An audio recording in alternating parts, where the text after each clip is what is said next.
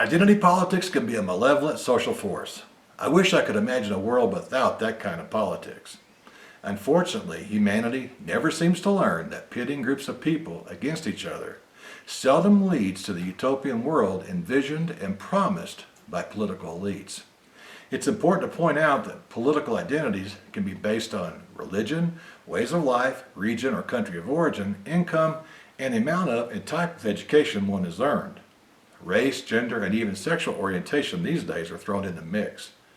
But group identities do not have to be racial or biological. Sometimes the issues of identity politics are complex and defy rational understanding and even present odd paradoxes. Here's an example of what I mean by an odd paradox.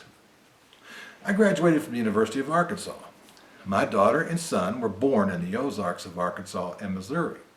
So I thought it would be interesting to watch the TV show Ozark. It's a Netflix original about Illinois transplants played by Jason Bateman and Laura Linney, who were forced to relocate to the Ozarks. I'll avoid spoiling the plot and just tell you that the show depicts the local residents as backward, bigoted, poor, clannish, and violent.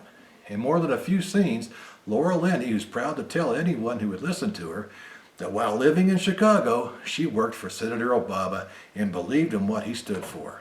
Ironically, she shows a great deal of disdain and little empathy for the impoverished locals. The redneck label is used quite a bit, along with repetitious use of less than a handful of four-letter words.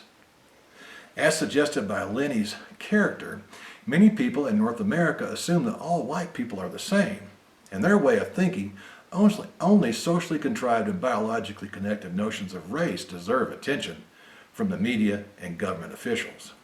Apparently, it's okay to cast aspersions on groups of people who may look the same level but have distinctly different cultural and ethnic histories.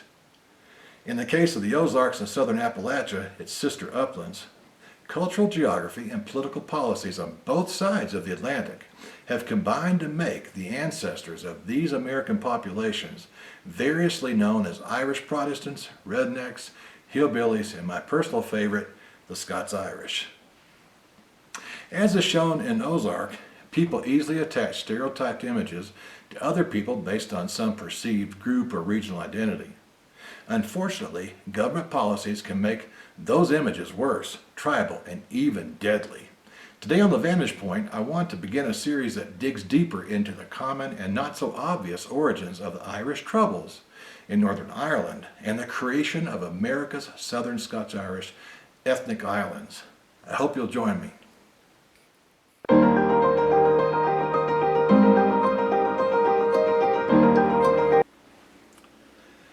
During the 16th and 18th centuries, political policies in Ireland, and especially Ulster, the 9 northern counties in Ireland, were centered on land acquisition, distribution, and development. Policies aimed at ethnicity ranged from attempts at genocide under Mary and Elizabeth Tudor to cultural assimilation and war under the Stuarts. It wasn't long before church ministers began to desacralize their country while casting a geopious view towards America.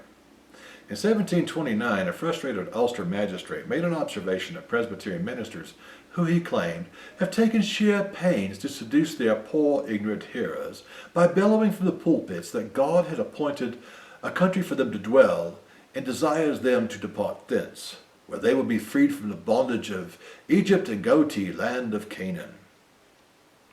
Comments like these were made because under the rule of Queen Anne, who ruled from 1702 to 1714, High Church Anglicans from England gained control of Parliament, and the Test Acts that had been used against Irish Catholics were now applied to dissenting groups of Protestants in Ulster, which by 1700 included Scottish Presbyterians, Quakers, English, German, and Welsh Baptists, as well as Calvinist French Huguenots.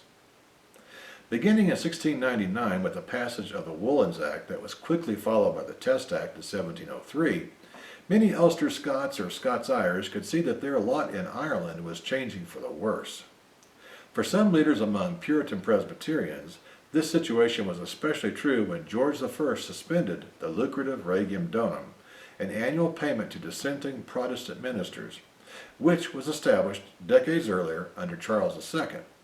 From 1699 to 1717, the plight of all Irish Protestants who remained loyal to their non-established churches was made worse by a number of environmental problems, all perhaps symptomatic of the consequences of overpopulation, which was, of course, during the Little Ice Age.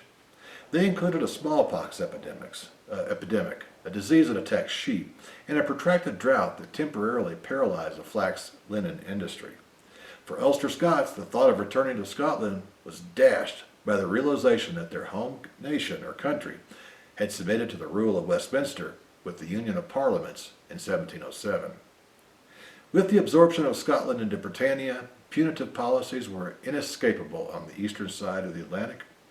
Adverse political and ecological conditions prepared many members of Ulster Scotsland, the dissenting culture area that straddled the Irish Sea, to look westward to America.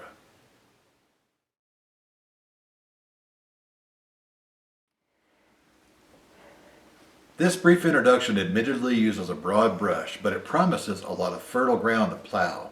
Some of what we will uncover will show us glimpses of the origin of identity politics and regional prejudices in both Ireland and America.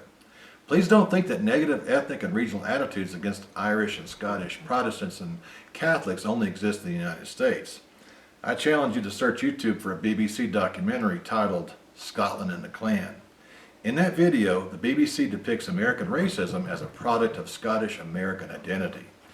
Those negative and ethnic attitudes against the Gaels shown in Scotland and the Clan are not new among English elites. In the next section, we will dig deeper into how the English Tudors and the British Stuarts viewed the Scots and their Gaelic cousins, the Irish. In the third session, we'll take a look at the Tudor and Stuart policies that gave birth to the Irish Troubles and even ethnic and regional prejudices in the United States. By the end of the series, you'll be better equipped to understand why southern and northern states vote differently. Those differences in attitudes and values existed long before the American Civil War. I hope you will watch the entire series because historical geography can be a great teacher.